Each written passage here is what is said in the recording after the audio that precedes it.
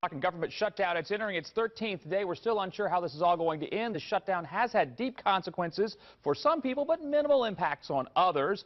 It's been especially hard for those who rely on tourism, such as communities near the Grand Canyon, Yellowstone National Park, Lady Liberty. Here with a look at how some of the services have been affected, we're joined by political consultant Dallas Jones. And one of the things that somebody said to me about 2 weeks ago as a mother, she ran up, she was in a panic. She said, "Jeff, are the schools going to close? What am I going to do with my kids?" Well, the schools are open.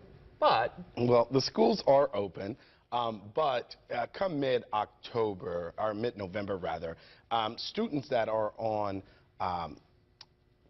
free lunch programs and things of that nature, we don't know the future of those programs given the extension of the government shutdown. These programs are funded through the USDA, and while they have enough funding to continue, they'll have to be reevaluated come November. It's one of those things that's kind of look and see. You know, right now you're okay, but keep watching this. Absolutely. You know, in addition, about 1,600 Head Start centers were to shut down last week.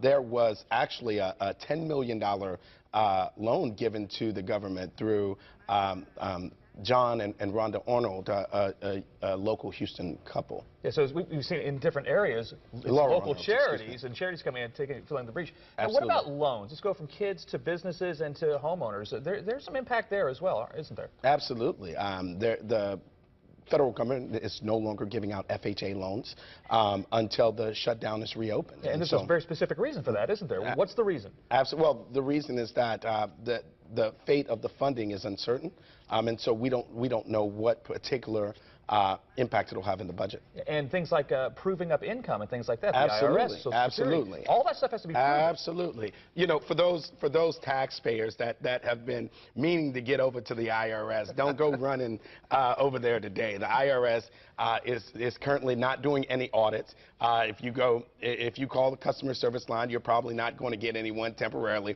But we do anticipate the IRS reopening, so don't think you're going to escape that tax bill. And you still have to pay your taxes. And you still have to pay your taxes. What about things like recalls? You know, we recently saw a problem with some chicken out on the West Coast. Absolutely. So the Consumer Product Safety Commission would be all over that. Is that something that's still happening? Is that a functioning arm of the government right now? Well, there are some recalls, some inspections that's taking place, but for the most part, manufacturers don't have to worry about spot check inspections, which is a serious concern for the general public. In addition, in terms of recall of products, what has been deemed is that there will be no recalls unless there's imminent danger. So what that means is that in order for us to recall a product, it would literally have to kill you. Okay.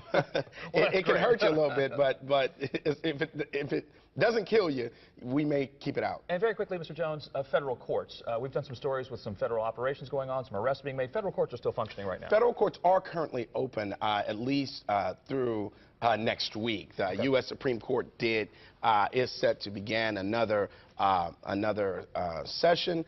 We don't know the fate of that. There is a backlog of about 3,500 bankruptcy cases and child support cases. So as all of this lingers, we will see more and more of an impact to our daily lives. All right, thank you so much, Dallas Jones. I really appreciate you coming by. Thanks you so much for for talking government shutdown. For the latest concerning the ongoing government shutdown,